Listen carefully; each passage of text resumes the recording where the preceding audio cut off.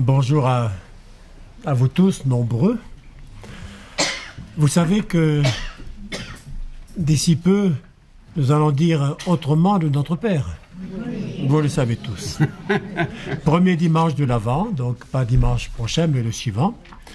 Au lieu de ne soumet pas à la tentation, ne nous laisse pas entrer en tentation. Vous l'avez déjà appris par cœur, bravo. Voilà. Et donc c'est à cette occasion et que nous vous proposons, le Père de Berger et moi, de revenir sur l'ensemble du Notre Père, pas simplement cette demande, mais l'ensemble. Et on n'entend pas? Faites-moi signe alors, faites-moi signe. Sinon je ne peux pas deviner. Je vais rapprocher le micro qui est un peu loin de moi. Maintenant, est-ce qu'on m'entend? Sinon vous prenez votre mouchoir et puis vous l'agitez comme un signe, en signe désespéré. Voilà, donc je laisse la parole au Père Pierre de Berger pour débuter, nous présenter le Notre Père dans sa structure. Et puis, je prendrai la parole pour la deuxième partie du Notre Père. Voilà, celle que vous attendez et celle qui porte particulièrement sur le changement, c'est-à-dire la 6e demande.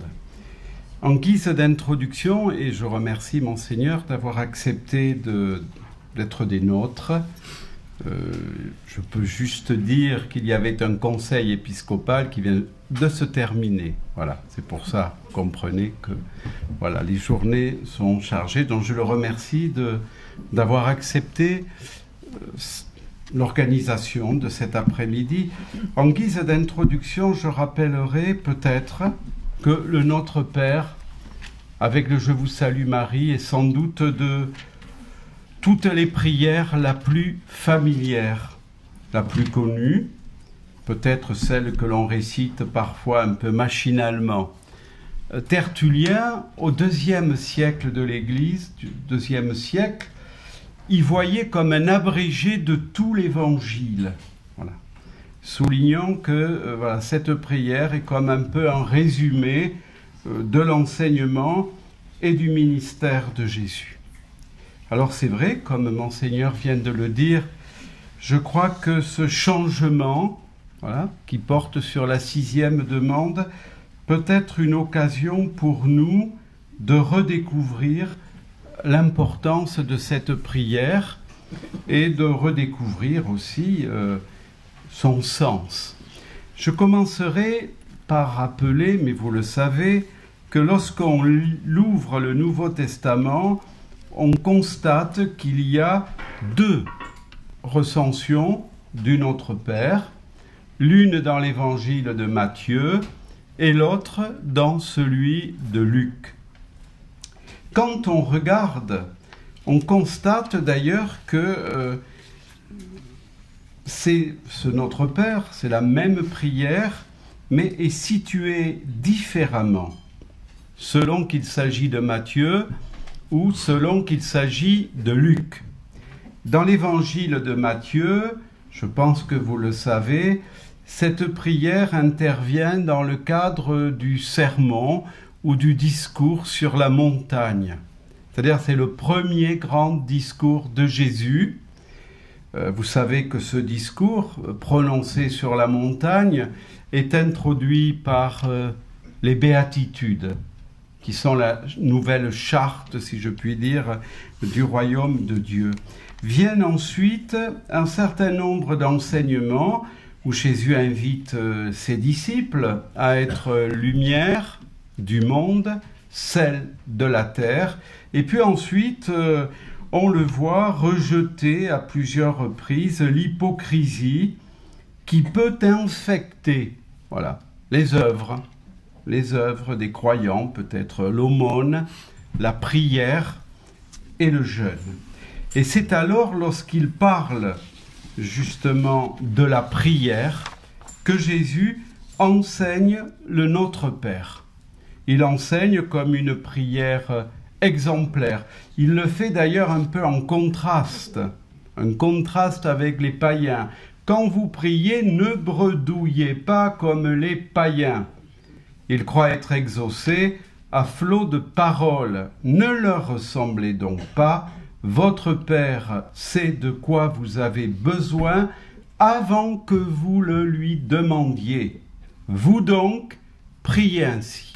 Voilà, on voit bien que cette prière, par sa sobriété, apparaît dans l'évangile de Matthieu comme la prière exemplaire, qui se caractérise, on aura l'occasion de le voir, par ses premières demandes qui portent sur le Père, sur Dieu, et ensuite autres demandes qui concernent davantage notre vie. L'évangéliste Luc, lui, situe le Notre Père durant la montée de Jésus à Jérusalem. Voilà. Et on y voit les disciples qui sont impressionnés par l'attitude de Jésus. On peut imaginer, on le voit souvent dans l'Évangile, on sait que Jésus s'éloignait régulièrement et allait prier dans des lieux déserts, et il pouvait y rester des heures, pour ne pas dire des nuits.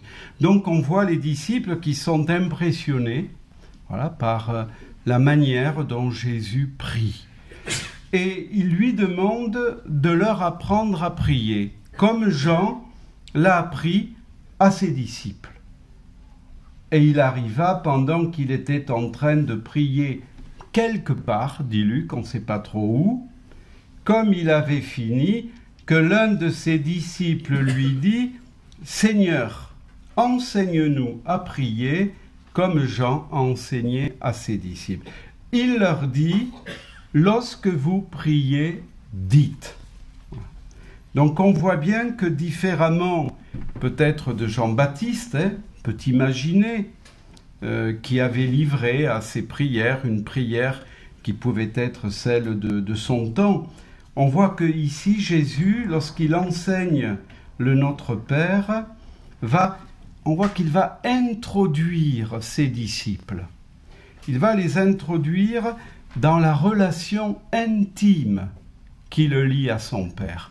Donc vous voyez une prière exemplaire pour ce qui est de Matthieu, et pour ce qui est de Luc, une invitation à entrer dans la prière même de Jésus, à entrer dans cette familiarité qui est la sienne avec son Père. Il faudrait ajouter à cela que cet enseignement de Jésus dans l'évangile de Luc se situe parmi d'autres enseignements. Vous savez sans doute que Luc est l'évangéliste qui consacre, voilà, à la fois l'évangéliste qui évoque le plus la prière de Jésus, mais c'est aussi celui qui consacre le plus d'enseignements à la prière. Voilà. Il faut demander sans cesse. Il ne faut pas avoir peur de demander. En même temps, qu'est-ce qu'il faut demander ? Il faut demander l'Esprit Saint. Voilà. Il faut demander l'Esprit Saint, parce que c'est l'Esprit Saint qui, d'une certaine manière, et ça c'est Paul qui le dira à sa manière, qui peut nous aider à prier, nous qui ne savons pas prier.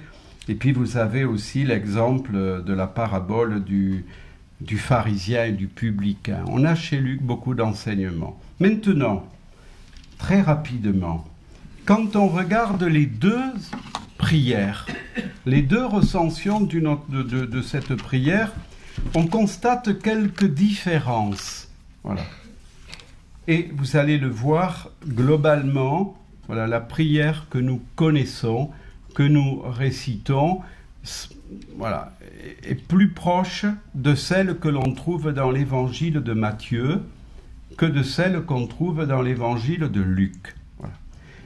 Le début de la prière de Matthieu, de la recension que l'on trouve chez Matthieu, Notre Père qui est dans les cieux. Quand on regarde la version, si je puis dire, de Luc, on a Père. Notre Père qui est dans les cieux, Père. Un autre changement, que ton nom soit sanctifié, nous disons, que ton règne vienne, que ta volonté soit faite comme au ciel, sur la terre. Eh bien, cette précision, que ta volonté soit faite sur la terre comme au ciel, on ne la trouve pas chez Luc, mais on la trouve chez Matthieu. Il y a aussi une petite différence, et Monseigneur évoquera cela, sur le « donne-nous notre pain quotidien ». Voilà, on verra que là aussi, pain quotidien, pain d'aujourd'hui, pain pour aujourd'hui, pain pour chaque jour. Vous verrez que là, il y a une petite différence. Matthieu dit ceci, « Notre pain quotidien, donne-le-nous aujourd'hui ». Chez Luc, « Notre pain quotidien, donne-le-nous chaque jour ». Chaque jour. Et puis il y a une autre différence, mais qui est une petite différence, qui est juste une question de vocabulaire. Globalement, voilà, les termes reviennent à la même chose. On a chez Matthieu « Et remets-nous nos dettes, comme nous aussi avons remis à nos débiteurs », alors que chez Luc, on a « Remets-nous nos péchés ». Voilà, la dette, le péché, on est quelque chose d'assez similaire quand on regarde le monde biblique. Enfin, s'agissant de la conclusion de la prière, eh bien, Matthieu est le seul à ajouter, à terminer par « mais délivre-nous du mal » ou du mauvais, comme vous voulez. On verra, du mal, du mauvais. Donc cette prière finale n'apparaît que chez Matthieu. Donc on peut dire globalement que la version que nous connaissons est une version qui se rapproche le plus, voilà, qui se rapproche le plus de celle de Matthieu. Je pense que cela nous sera dit, mais par Monseigneur, mais l'idée d'une quelconque soumission ne nous soumet pas, n'apparaît pas véritablement dans le texte. Donc c'est important. C'est important. Elle n'apparaît pas dans le texte. Une fois ceci étant dit, peut-être quelques remarques sur la structure. Elle est très simple. On commence par invoquer notre Père qui est aux cieux. Il y a ensuite 3 demandes. Alors on va dire que ce sont des demandes théologales, c'est-à-dire des demandes qui sont adressées à Dieu, et qui sont aussi pour Dieu. Voilà. À Dieu et pour Dieu. Alors, la sanctification de son nom, la venue de son règne, l'accomplissement de sa volonté. Et ensuite, il y a 4 demandes. Tout dépend comment on perçoit la dernière demande. Alors si on perçoit dans la dernière demande, voilà, ne nous fais pas, ne nous laisse pas entrer en tentation, mais délivre-nous du mal. Si on se dit que c'est une seule demande, il n'y en aura que 3. Si on considère qu'il y a 2 demandes, on aura droit à 7 demandes. Le pain, le pardon, la tentation, et puis la délivrance du mal. Ce qui fait qu'on pourrait dire d'une certaine manière que la structure même du Notre Père, me semble-t-il, on pourrait dire que la structure même déjà nous conduit vers une véritable pédagogie de la prière. Alors pourquoi je dis pédagogie? Parce que qu'est-ce qu'on fait? Dans un premier temps, on commence par invoquer Dieu. Voilà. On commence par l'invoquer pour que sa venue, l'établissement de son règne, sa volonté, voilà, se fasse, s'établisse. Et ce n'est qu'ensuite, une fois qu'on l'a invoqué lui, que l'on peut s'en remettre à lui et à ce moment-là lui confier ce dont on a fondamentalement besoin pour vivre. Ouais. On commence par se tourner vers Dieu. Et ensuite, on va pouvoir évoquer ce dont nous avons besoin. Les 3 demandes, les 3 premières demandes. L'invocation initiale confesse, on pourrait dire que c'est déjà un acte de foi. C'est un acte de foi. Voilà. On confesse dès le début l'identité profonde de ce Dieu que l'on prie et que l'on reconnaît comme Père. C'est un acte de foi. Alors, on le reconnaît comme Père, mais on le reconnaît aussi comme notre Père. Comme notre Père. Et là, vous voyez déjà une dimension de cette prière apparaître. Certes, prière personnelle, mais prière qui nous unit à l'ensemble de la famille humaine. Voilà. On ne le prie pas. J'avais lu quelque part que le seul qui pouvait dire « mon Père », c'était véritablement Jésus. Et que nous, on ne pouvait bien sûr dire « Père » que par lui et en lui. Mais en même temps, nous le disons en tant que nous nous reconnaissons enfants de Dieu et frères et sœurs. Vous voyez que ce n'est pas neutre de dire « notre Père », notre Père. La formule qui est aux cieux, je vais dire, est une formule qui est typiquement juive. Voilà. Il ne s'agit pas simplement de regarder vers le ciel comme si Dieu était dans le ciel. Voilà, nous savons que nous sommes là dans une image, mais une image qui évoque surtout dans le judaïsme la transcendance de Dieu. Voilà, dans le judaïsme. Alors à la fois on le reconnaît comme Père, et à la fois on reconnaît que si proche qu'il se fasse de nous, voilà, lui que nous reconnaissons comme Père, il est d'abord Dieu. Il est d'abord Dieu. Voilà. Il n'est pas, voilà, il est l'autre, il est le tout autre. Voilà. Nous avons là une formule que l'on retrouve dans la prière juive, notamment le Kaddish, qui insiste beaucoup sur cette transcendance de Dieu, qui insiste aussi sur la sainteté de Dieu. On y reviendra après. C'est le début de la prière. Vous voyez, donc acte de foi en ce Dieu tout autre que nous reconnaissons comme Père, comme notre Père, et que nous reconnaissons comme notre Père en raison même de ce que Jésus, son Fils, nous a dit de lui, et de ce que Jésus nous a montré de lui à travers sa vie, à travers son ministère, à travers ses enseignements, et jusqu'à sa mort sur la croix. Voilà. Visage de Dieu.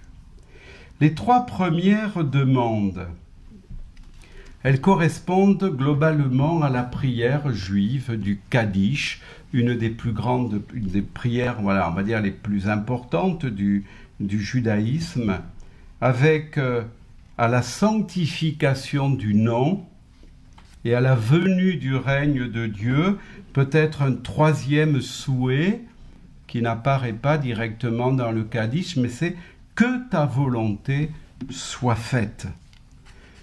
On peut dire que ces trois demandes, d'une certaine manière, elles ont les trois traits, elles portent sur l'avènement définitif du royaume de Dieu, ou du règne de Dieu.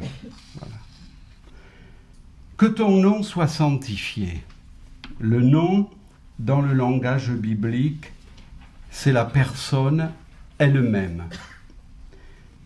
C'est pour ça qu'évoquer le nom de Dieu dans le monde biblique, c'est évoquer le nom que l'on ne prononce pas.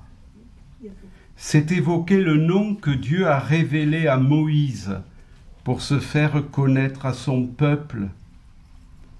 C'est un nom qui porte avec lui une dimension salvifique. Si on regarde notamment le passage du livre de l'Exode, ce nom nous dit la sainteté de Dieu. Alors, sainteté de Dieu qui, pour nous chrétiens, au regard précisément de ce que Jésus nous a donné à voir de son Père, sainteté de Dieu qui est tout autant proximité qu'altérité, miséricorde que justice. Priez pour que le nom de Dieu soit sanctifié. C'est donc d'une certaine manière exprimer le désir que Dieu soit reconnu, que le Dieu de Jésus-Christ, que ce Dieu qui s'est pleinement révélé en son Fils et que nous reconnaissons comme notre Père, priez pour qu'il soit pleinement reconnu. Et donc, par le fait même, on pourrait dire aussi adoré comme tel.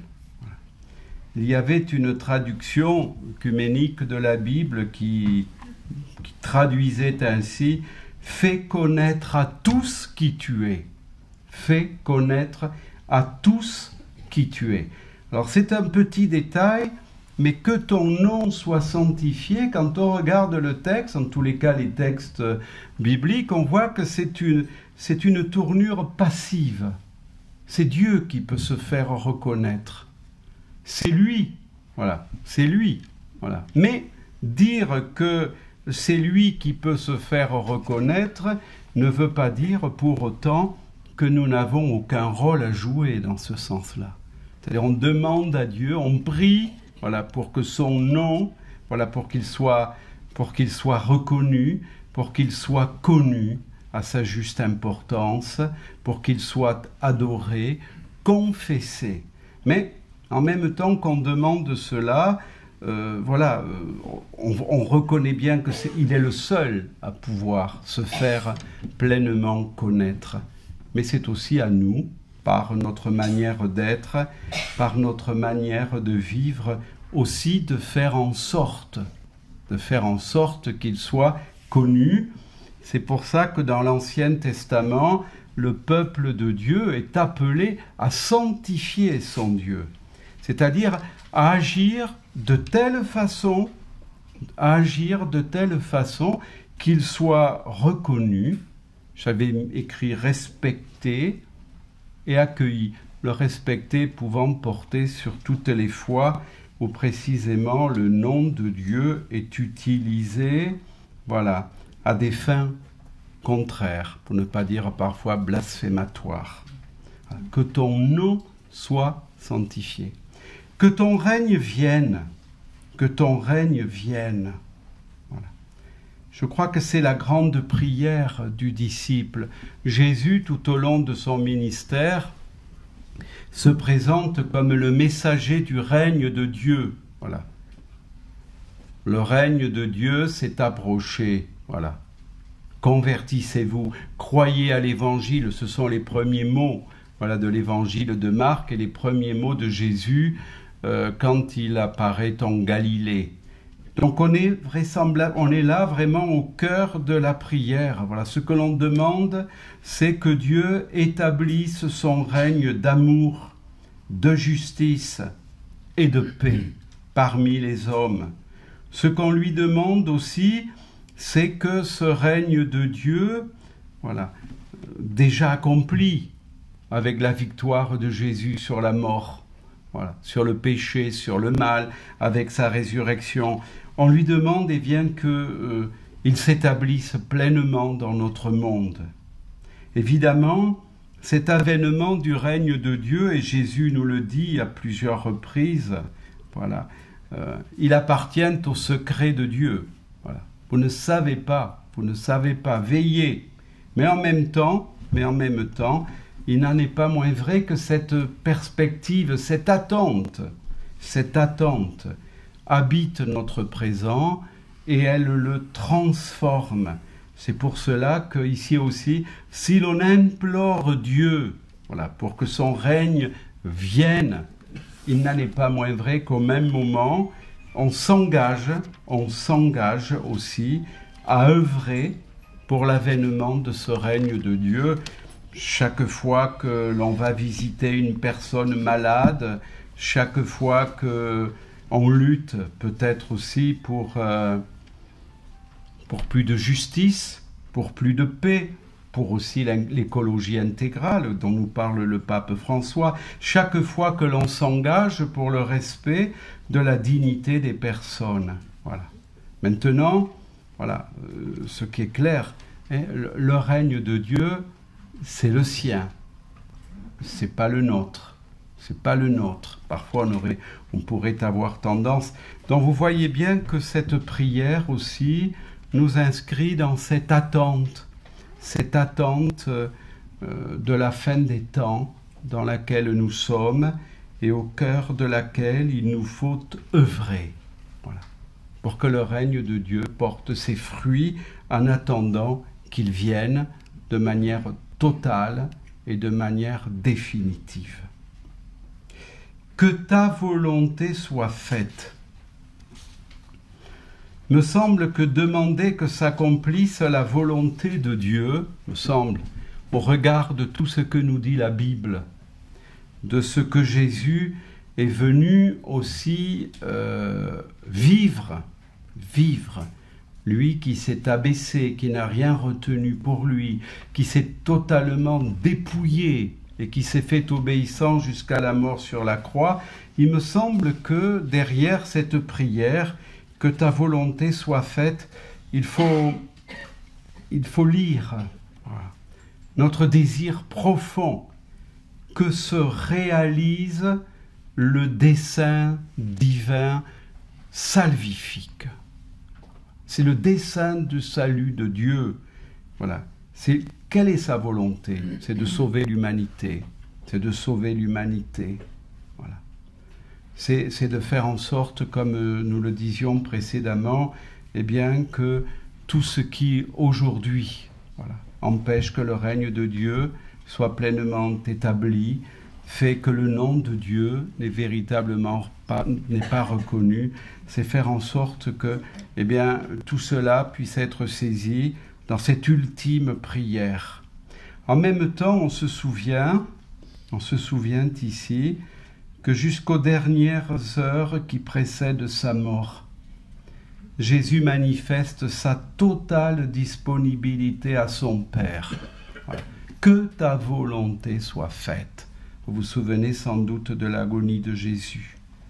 Donc je dirais qu'à la suite de Jésus, il s'agit sans doute aussi à travers cette prière de se confier, voilà, à son amour filial, pour que la volonté du Père se fasse en nous et par nous. Sans doute s'agit-il aussi de se laisser conduire par l'Esprit, pour accomplir la volonté de Dieu, non pas dans une espèce de soumission fataliste, mais de manière responsable. Donc, 3 prières, 3 requêtes que Matthieu et que nous concluons le plus souvent, voilà, que ta volonté soit faite sur la terre comme au ciel. Sur la terre comme au ciel. Alors, ceux qui travaillent, les exégètes qui travaillent le texte, font remarquer que quand on lit l'évangile de Matthieu, cette requête, elle ne porte pas simplement sur la volonté, que ta volonté soit faite sur la terre comme au ciel, mais que dans le texte de Matthieu, elle pourrait aussi concerner les 2 autres demandes. Que ton nom soit sanctifié sur la terre comme au ciel. Que ton règne vienne sur la terre comme au ciel. Bon, voilà, ça c'est peut-être une remarque. En tous les cas, qu'est-ce que nous demandons? Nous demandons que soit réalisé sur la terre. Nous demandons que soit réalisé sur la terre ce qui existe déjà dans le ciel. Peut-être faudrait-il, mais je ne sais pas si, voilà, peut-être faudrait-il comprendre comme au ciel, ainsi sur la terre. Comme au ciel, ainsi sur la terre. Voilà, ce qui serait une manière aussi d'accueillir à la fois cette œuvre de Dieu telle qu'elle est pleinement reconnue par les saints, telle qu'elle est pleinement reconnue par tous ceux qui nous ont précédés, par tout le monde céleste et tous ceux qui, dans la grande liturgie céleste, acclament Dieu comme le Saint, vivent de ce règne pleinement réalisé. Merci. Je laisse la parole. Merci, Père de Verger, merci pour cette présentation des demandes adressées à Dieu et le concernant, ces 3 demandes, je plaiderai, moi, pour ma part, pour dire qu'il y a ensuite 4 demandes. Et parce que 4 et 3, ça fait 7. Et oui. C'est un bon chiffre, un chiffre parfait, déjà. Et puis aussi parce que il y a 4 impératifs. L'un, donc, donne notre pain. Ensuite, pardonne nos péchés et nos dettes. Ne nous laisse pas entrer en tentation, et puis délivre-nous du mal. Même si les 2 dernières sont liées, ce qui est vrai. Donc, 4 demandes, et vous savez que si le chiffre 3 est habituellement rapporté à Dieu, le chiffre 4 est rapporté au monde. Donc, voilà pourquoi c'est le chiffre parfait. Voilà. Alors, venons-en d'emblée à ces 4 demandes. D'abord, celle qui concerne le pain.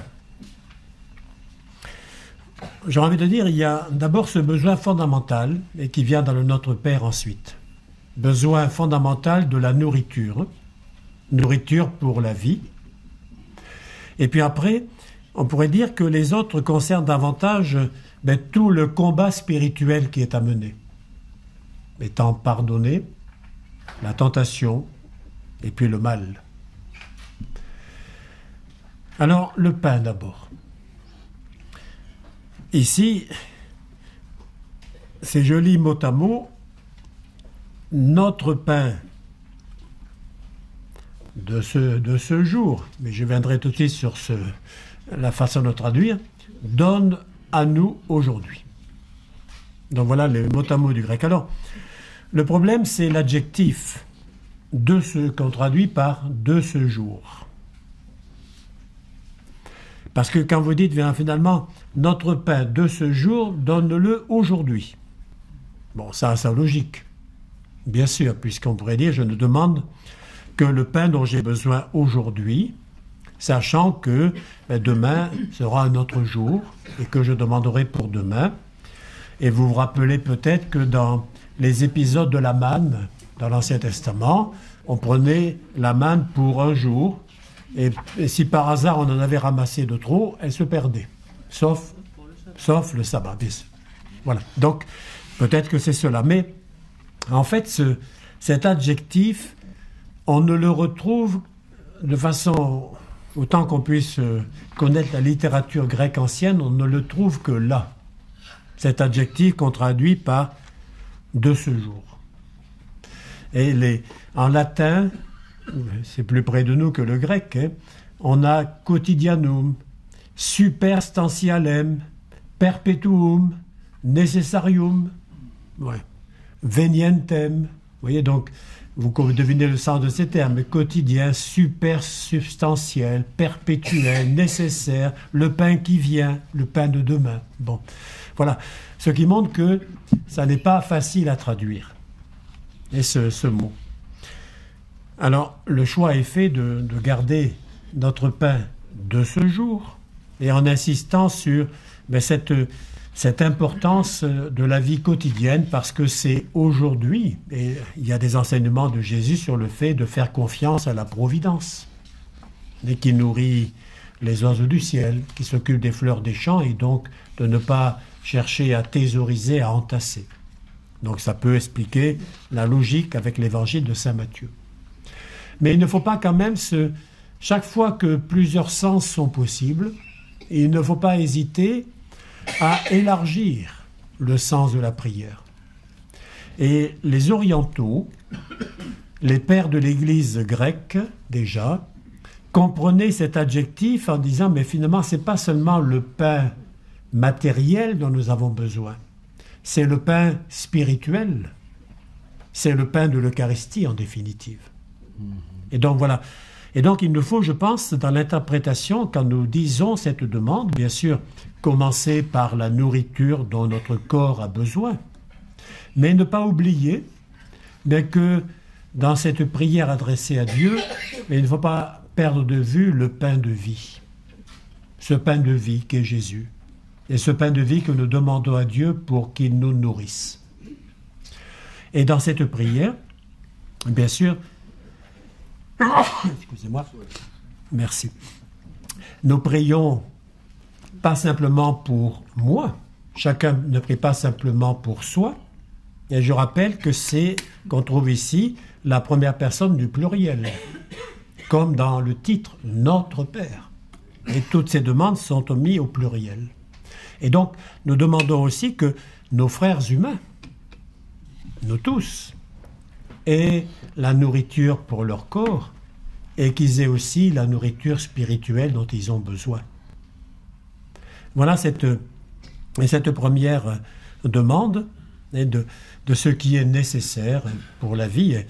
Et dans les récits de la multiplication des pains dans Saint Matthieu, la première multiplication des pains, les apôtres viennent dire à Jésus à sujet de la foule, renvoie-les pour qu'ils s'achètent de quoi manger. Et Jésus leur dit, mais non, donnez-leur vous-même à manger. Et voilà, donc cette ouverture-là. Après cette demande concernant le pain, viennent celles qui nous mènent vers ce combat spirituel, le pardon d'abord. Le pardon. Remets-nous nos dettes, dit le grec.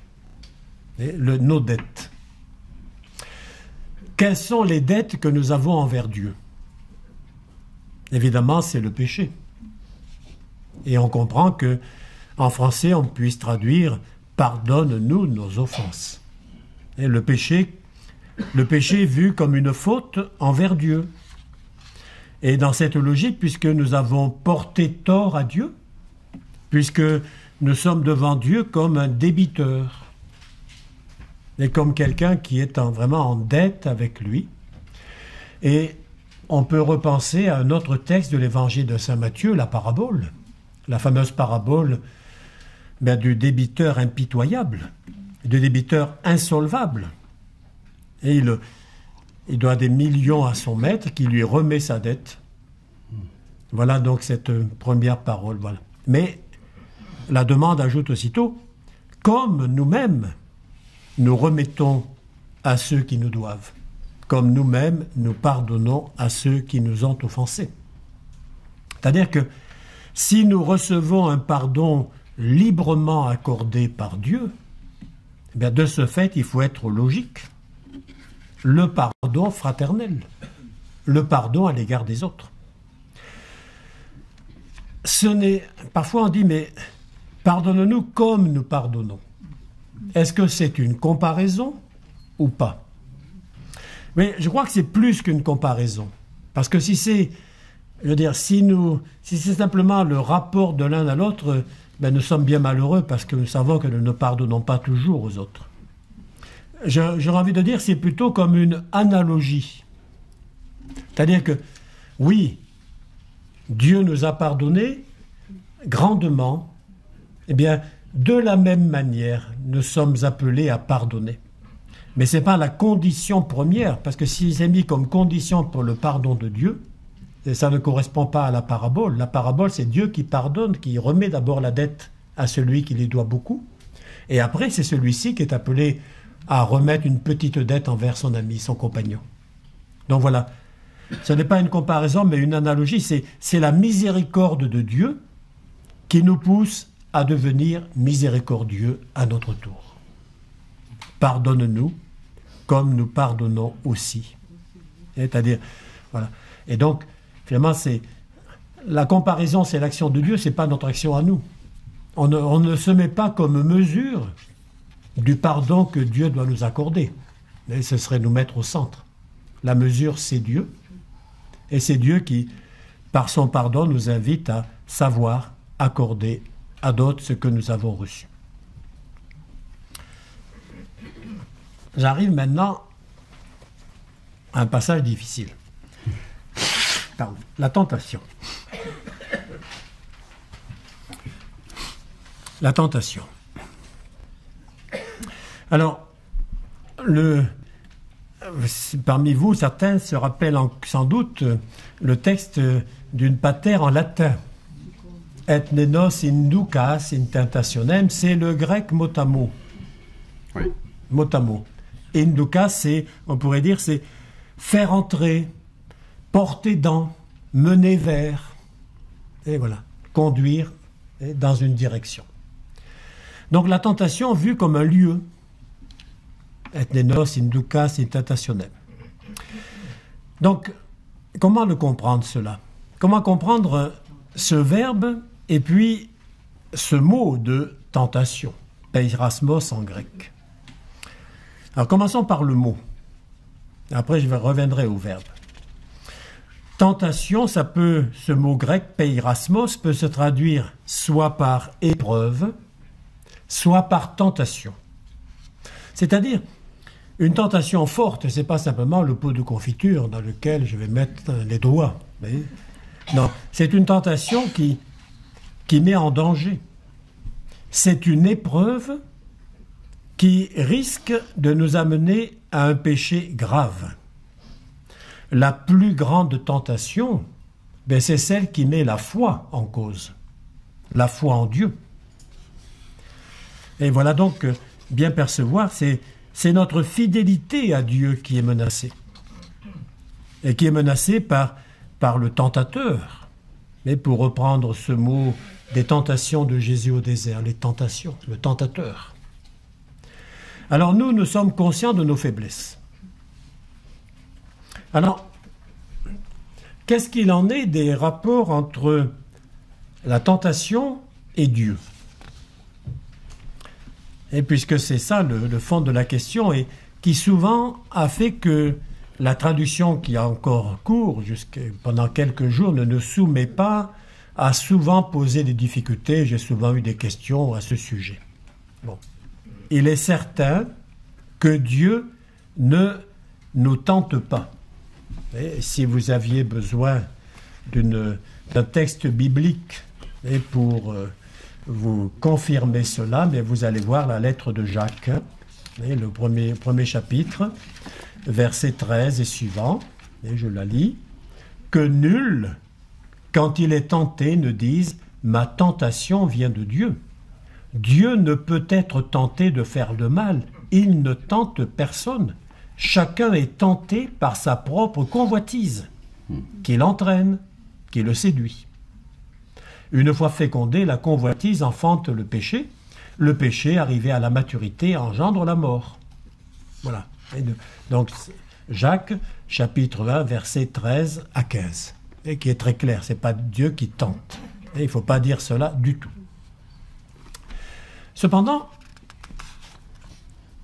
pour être bien complet, allons voir ce que dit saint Paul quand il écrit aux Corinthiens au chapitre 10. Donc au chapitre 10, finalement, il vient de commenter les épisodes du peuple dans le désert. Et le peuple qui réclame à Dieu à manger et à boire dans le désert. Et il conclut en disant, ces événements leur arrivaient pour servir d'exemple et pour nous instruire, nous. Et je lis le 1 Corinthiens 10, 12 et suivant. Ainsi donc que celui qui pense être debout prenne garde de tomber. Les tentations auxquelles vous avez été exposés ont été à la mesure de l'homme. Dieu est fidèle.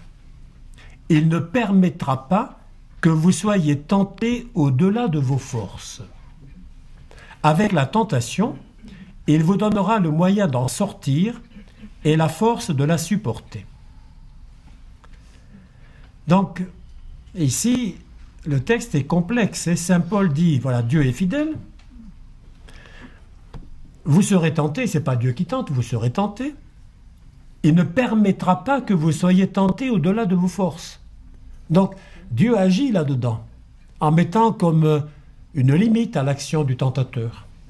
Et avec la tentation, il vous donne le moyen d'en sortir et la force, et de la supporter. Vous voyez, la tentation, c'est normal. La tentation n'est pas le péché.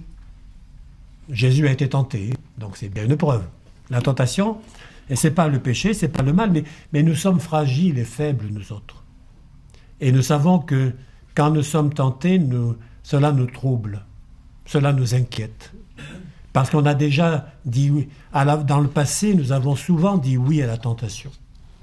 Et donc, quand elle nous attaque, quand elle nous prend, dès qu'on se met à la regarder ou à chercher à discuter avec elle, on est perdu. Et on est perdu. Et parce qu'on est fragile. Et donc, ce qu'il faut faire, comme dit saint Paul, c'est demander à Dieu et la force. Demander à Dieu que vous ne soyez pas tentés au-delà de vos forces. Alors, je reviens maintenant à la demande du pater, après avoir fait ce détour. Et ça, c'est pour bien la comprendre. Voilà, donc, ne nous soumet pas, c'était donner l'impression que, finalement, nous étions placés sous l'influence de la tentation. Et donc, ce n'est pas Dieu, je répète, qui nous tente. La traduction n'était pas très bonne. Elle a peut-être été faite trop vite, je ne sais pas, ça remonte à bien du temps. Et voilà. Mais, percevons bien que, en disant « ne nous laisse pas entrer en tentation », et ça veut dire, finalement, que Dieu agit dans le sens où il nous donne la force pour qu'on ne dise pas oui à la tentation et qu'on n'entre pas dedans et qu'on ne dise pas oui. Mais, je répète, nous sommes tous tentés, nous le serons encore. Voilà comment je comprends cette demande et ne nous laisse pas entrer en tentation. Mais lié à la dernière, puisqu'il y a mais délivre-nous du mal. Et le mais montre un lien entre les deux. C'est-à-dire, alors, le problème ici, c'est le mot mal. En grec,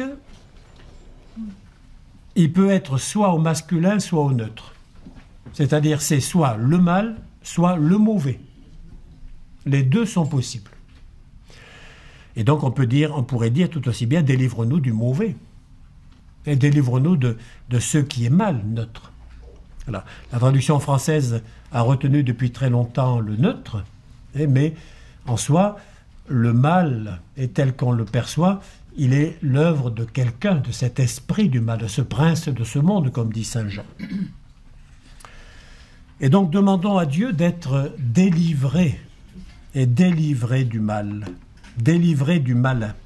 Les pères de l'Église en Antiquité, eux, l'avaient compris largement au masculin. Délivre-nous de celui qui est le mal, le malin, le mauvais. Donc, demander d'être libéré du mal, c'est une expérience essentielle dans la Bible. Et pensez, la délivrance, c'est tout le thème de la sortie d'Égypte, de la sortie de Babylone. Donc, être délivré, et pour pouvoir servir Dieu librement. Voilà. Et voilà ce que je comprends de cette deuxième partie du Notre Père avec le pluriel, nous. Et nous demander au Seigneur ce qui est essentiel pour notre existence. Lui demander le pain pour la route, pain matériel, pain spirituel. Lui demander le pardon, et parce que le péché nous enferme, nous replie sur nous, et que nous avons besoin d'être pardonnés pour poursuivre la route. Mais évidemment, le pardon nous implique à être logique avec les autres. Lui demander que la tentation ne soit pas plus forte que nous. Et enfin, d'être délivré du mal et de celui qui nous l'envoie, et qui est finalement la cause de ce mal qu'il y a dans le monde autour de nous et qui parfois même en nous. Et donc que cette prière du Notre Père soit celle qui soit la prière des enfants, qui veulent que la volonté du Père se réalise, que son règne vienne, non seulement à l'extérieur de nous, mais en nous aussi. La terre comme au ciel, c'est pas simplement pour les autres, c'est d'abord en nous-mêmes que cela peut se réaliser. Non, je n'ai rien à ajouter, c'était très bien. Merci beaucoup. Merci beaucoup. Tu es très bon. Merci. Non, c'était, voilà. Peut-être que, voilà, s'il y a quelques questions, voilà, ou des questions ou des remarques. Oui. Je vais m'avancer parce que... Merci. Voilà, merci. Comme ça on va vous entendre et vous voir. 3 petites remarques simplement. À l'invocation que ta volonté soit faite, souvent par homonymie, il me plaît de penser que c'est la volonté une fête. Ah oui. Et qu'on doit accepter cette volonté dans la joie. Mais c'est une homonymie. Française seulement. Deuxième point, c'est, vous avez évoqué et nenos inducas in tentationem, et je crois qu'on l'a traduisé par et ne laisse pas succomber à la tentation. Voilà, oui. Succomber, c'était. Oui. C'était succomber, j'aimais bien ce terme, succomber à la tentation. Qui est simple, mais qui ne correspond pas au grec. Qui Mais... ne correspond pas. Et enfin, troisième point, on va l'arrêter là. Donc, pardonne-nous nos offenses comme nous pardonnons. Alors, ce comme, vous avez bien dit, une comparaison. Une analogie plutôt. Une comparaison finalement d'imitation. Oui. Comme on disait ce matin chez Marie-Laure. Ce n'est pas une comparaison d'imitation, mais de fondation. Il a été fondé un pardon dans le royaume de Dieu. Un pardon fondé sur la miséricorde. Voilà. Et j'aimerais que nous aussi, nous fondions ce pardon à la manière de. Voilà. Bon, voilà. Merci. Je ne sais pas si Voilà. Pierre a un mot à dire sur le... Non, je crois que c'est tout à fait vrai. Peut-être certains d'entre vous ont peut-être écouté une station, une radio. Périphérique, Voilà. disait-on jadis. On disait périphérique, national, ou un philosophe assez connu quand même. Un philosophe assez connu, donc à une heure de grande écoute, nous a expliqué que cette nouvelle traduction allait à l'encontre des paroles mêmes de Jésus. Il le disait très clairement. Voilà, je crois que vous venez d'entendre, nous venons et de voir ensemble que le texte grec, en tous les cas tel que nous le connaissons, voilà, ne parle pas de soumission à la tentation. Et puis en même temps évoqué comme une espèce de message subliminal, c'est-à-dire finalement, avec cette traduction, qui n'est d'ailleurs pas celle simplement la nôtre, qui est aussi partagée par les frères, nos frères protestants, cette nouvelle traduction, qu'il y avait une manière un peu de se démarquer de l'islam. Voilà, l'islam étant la religion de la soumission, c'est ce qu'il expliquait. Donc, évidemment, en changeant cette traduction, en enlevant la soumission, c'était précisément pour bien se distinguer de l'islam, ce qui fait qu'on aurait presque pu entendre là un changement relevant peut-être même de l'islamophobie. Voilà. Non, mais attendez. C'est pas ça, après il s'est repenti. Attendez, alors il s'est repenti. Il y a une vague quand même. Il y a eu toute une vague de protestations. Je crois qu'on lui a fait comprendre qu'il était sans doute allé trop loin et que surtout, moi, ce qui m'impressionne, c'est que j'ai ici pratiquement toutes les traductions, beaucoup de traductions françaises du Pater. Voilà, depuis le XIIe siècle, même si vous savez que jusqu'au Concile Vatican II, comme nous l'a dit Monseigneur, eh bien c'était le nenos inducas in tentatio. La plupart, toutes les traductions, voilà, aucune de celles que j'ai là depuis le XIIe siècle. Alors il y en a qui sont en vieux français, mais on voit habituellement, voilà, le thème qui revient le plus souvent, la traduction, c'est « ne nous conduis pas ». Ne nous conduis pas. Ne nous induis pas. Voilà, ne nous induis pas à la tentation. Depuis le vieux français, mais je ne sais pas le parler. Nenus maines in tentaison. Voilà. Ensuite, on va retrouver la même chose. On a une grande traduction en français qui est celle du maître de Sassy. Le maître de Sassy. Alors, où est-ce que je l'ai? Je l'ai là. Je voudrais la retrouver avec vous. Voilà, est-ce que j'ai... Pourtant, alors est-ce qu'elle est... Voilà, le maître de Sassy ne nous laisse point succomber à la tentation. Ne nous laisse point succomber. Après, il y en a une autre au XVIIIe siècle. Ne nous induisez point. Voilà, ne nous laissez pas succomber à la tentation. Et au XXe siècle, on a aussi une traduction qui dit ne nous soumets pas, voilà, à la tentation. Malheureusement, c'est la nôtre. Alors la nôtre, j'ai demandé à quelqu'un que vous connaissez tous, qui est Philippe Mercier, qui est un puits de science et qui m'a envoyé une petite note. Il me dit « La traduction du missel romain latin-français de 1965 était « Ne nous laisse pas succomber ». Et en réalité, c'est en 66. Il semblerait que peut-être certaines traductions de la Bible de Jérusalem. Voilà, il dit des traductions de la Bible de Jérusalem, notamment la première en 1955, parlent de soumission. Mais globalement, quand on regarde, voilà, vraiment, l'ensemble des traductions en français, on voit que, hormis voilà, cette traduction de 1966, voilà, elle n'apparaît jamais. Et c'est bien, il me semble que la nouvelle traduction rejoint à la fois ce que le texte grec induit comme sens, et en même temps, il me semble aussi que cette nouvelle traduction correspond aussi à ce que habituellement en français on a traduit. Voilà. Donc on n'est pas devant une grande nouveauté, mais on est peut-être devant un retour à un sens plus approprié. Évidemment, ça n'a rien à voir avec ce que ce philosophe semblait dire.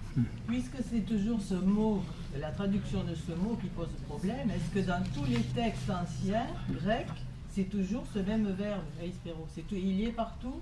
Oui. Dans tous les textes? Enfin, du moins... On va regarder les manuscrits. Dans les manuscrits, c'est toujours le verbe. Ici, oui. Ah non, ici, il n'y a pas de doute sur le verbe. C'est chaque fois, c'est toujours... C'est le verbe... Oui. Au verset 13, et puisque c'est celui-ci, il y a, dans les notes, il y a des notes sur d'autres mots, mais pas sur ce verbe. Ce verbe est admis. Voilà. Est admis. Il n'y a pas de doute. C'est pas celui-là qui est discuté. Oui. Dans ce que vous avez lu, on est passé à un moment situé en priant de paix en vous. Je n'ai pas bien situé à quelle époque c'était ces passages et sous quelle influence. Alors, je peux peut-être répondre un peu, parce que je me réfère à un autre article que le sien, et qui aborde cette question en disant les anciennes traductions du Notre Père en français, jusque vers 1618, utiliser la deuxième personne du singulier. Donc la dernière traduction dont parle l'article, c'est celle qui est voulue par Richelieu dans son diocèse en 1618, et on tutoie Dieu. Exact. Et puis ensuite, on se met à utiliser la deuxième personne du pluriel, oui. Très vite après. 3 ans. Alors, c'est le même article. Voilà. Alors, en fait, c'était pour se démarquer des protestants. C'est la raison qui semble l'avoir emporté. Et l'avoir emporté, sans doute parce que les protestants continuent à utiliser le tu. Et donc voilà. Je voudrais poser une question à propos de ces problèmes de traduction. Parce qu'en fait, le texte original, il était écrit en araméen. Enfin, Jésus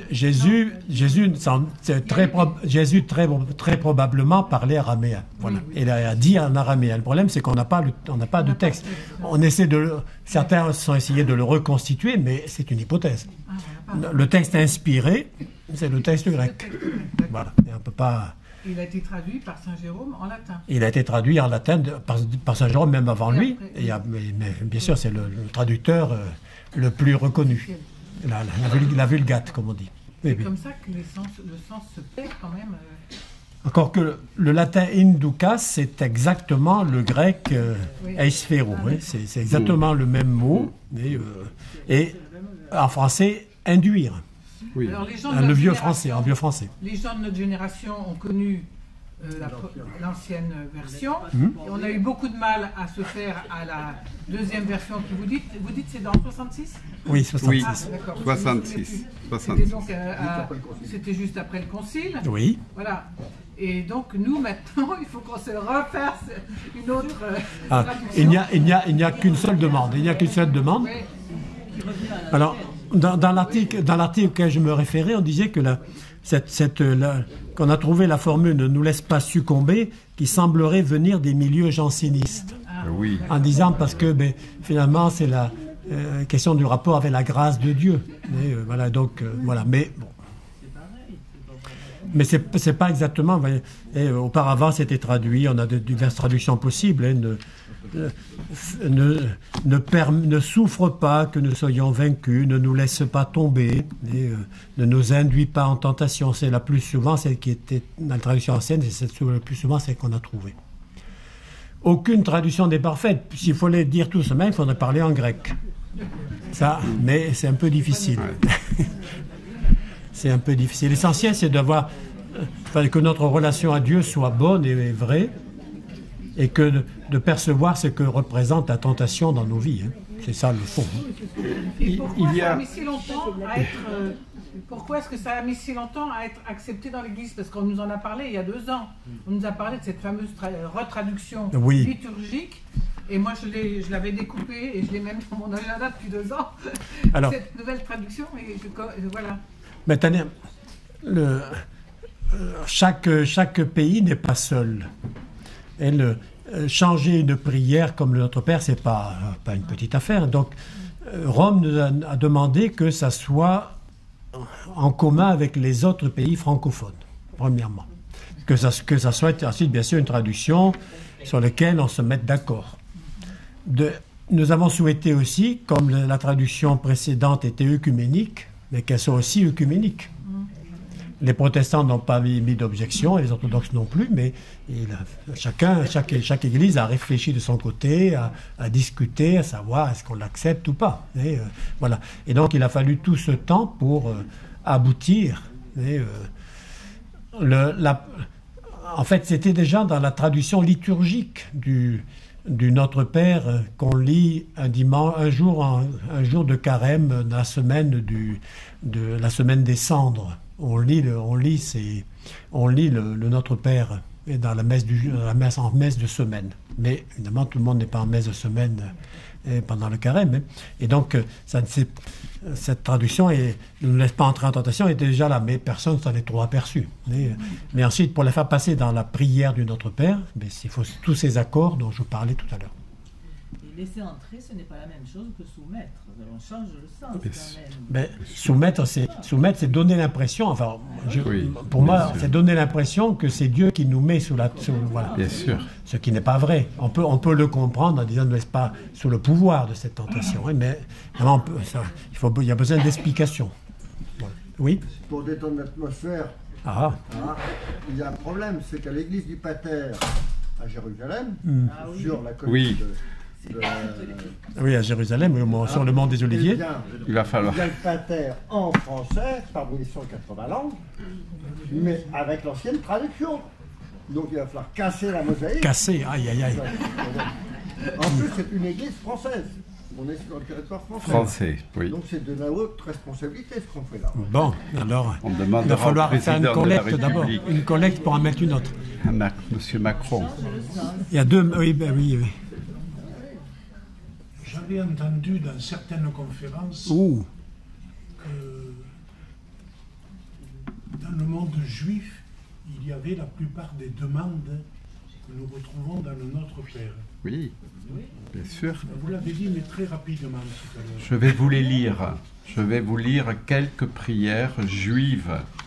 Voilà, du Kaddish. Le Kaddish, donc voilà. Que soit magnifié et sanctifié son grand nom dans le monde qu'il a créé selon sa volonté. Que son règne arrive de son vivant et de vos jours, des du vivant de toute la maison d'Israël bientôt et dans un temps proche. Que son grand nom soit loué à jamais, d'éternité en éternité.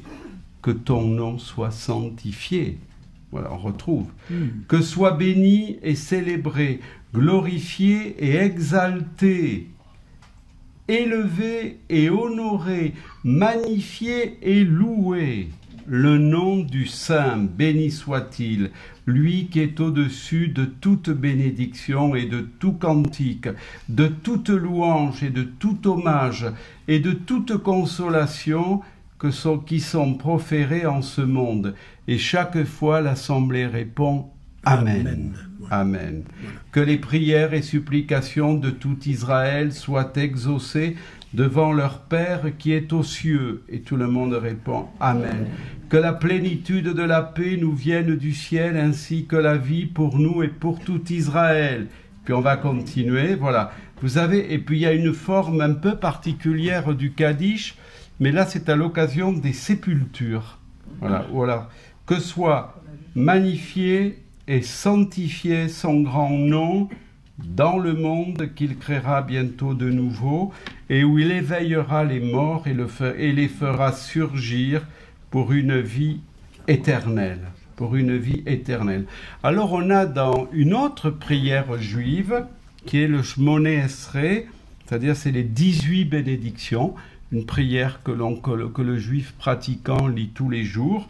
Il y a là aussi, voilà, plusieurs bénédictions, et voilà la 5e et la 6e. Ramène-nous, notre Père, à ta Torah, et rapproche-nous, notre roi, de ton service, et conduis-nous par une entière repentance devant ta face. Béni sois-tu, Seigneur, qui veut le repentir. Pardonne-nous, notre Père, car nous avons péché. Aie pitié, notre roi, car nous nous sommes rebellés, car toi, tu es un Dieu bon, qui pardonne. Béni sois-tu, Seigneur, qui a pitié et pardonne généreusement. Voilà. Donc, vous voyez qu'on retrouve un peu, aussi bien dans le Kaddish que dans le Shmoné Esrei, on retrouve... C'était la prière de Jésus. C'est la prière de Jésus. Mais c'est une prière, bien sûr, qu'il fait sienne d'une manière un peu particulière, puisqu'il s'adresse à celui qui est son Père. Voilà. Et il s'adresse à lui d'une manière totalement unique et avec une familiarité, si je puis dire, qui est impensable à cette époque-là pour un juif. Peut-être, juste, je voudrais évoquer un passage de l'évangile de Luc qui me semble nous aider à comprendre « Ne nous laisse pas entrer en tentation, mais délivre-nous du mal ». Le mauvais, on a vu. Vous savez, c'est cet épisode où c'est avant la Passion, où Jésus prie pour Simon. « Simon, Simon, Satan vous a réclamé, mais j'ai prié pour toi, afin que ta foi ne défaille pas quand tu reviendras affermis tes frères. » Autrement dit, il faudra bien que Simon, Pierre, il faudra qu'il subisse, oui, l'épreuve du reniement, c'est sa liberté, et c'est là qu'il sera confronté à la possibilité de dire « je le connais » ou « je ne le connais pas ». Mais voyez que Jésus prie, non pas pour qu'il soit préservé, c'est sa liberté, il prie pour que, voilà, dans l'épreuve qu'il sera la sienne, il garde la foi, et il ne doute pas de lui. Et il ne doute pas de lui. Et je crois que cette prière, elle dit bien ce qui est au cœur du « ne nous laisse pas entrer », mais, il faut vraiment, mais délivre-nous, le tentateur ayant bien sûr, n'ayant pas d'autre objectif que de nous détourner, lui précisément, et que de nous faire douter. Et on voit bien que cette prière, me semble-t-il, de Jésus, elle traduit justement, voilà, nous serons tentés, voilà, nous serons tentés. C'est aussi notre liberté. Mais voilà, la prière, c'est pour que nous ne doutions pas de l'amour. Voilà. Merci.